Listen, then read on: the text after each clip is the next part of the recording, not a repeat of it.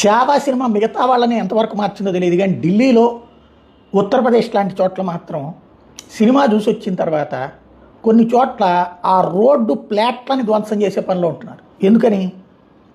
Babur road, Akbar road, Aurangzeb road, Humayun road ఇవన్నీ ఉన్నాయి ఇప్పటికి కూడా.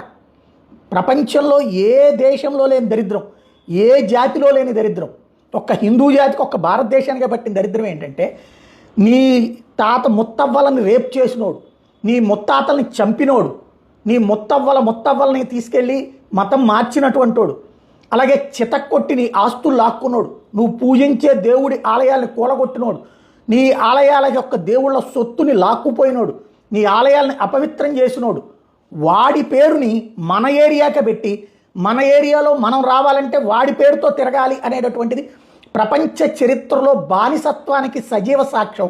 ఈ బానిసత్వాన్ని గొప్పగా మనం ఎలా ఆలోచించాలి అంటే, గొప్పగా ఆలోచించాలని మన చేత ఆలోచింప చేసినటువంటి స్వతంత్రం వచ్చిన తర్వాత ఉన్నటువంటి దరిద్రుల యొక్క ఫలితం ఉంటే ఇప్పుడు అట్లాంటి వాటి మీద అక్కడికి వెళ్ళి జనం తిరగబడుతున్నారు, అవి తీసేయమని గొడవ చేస్తున్నారు.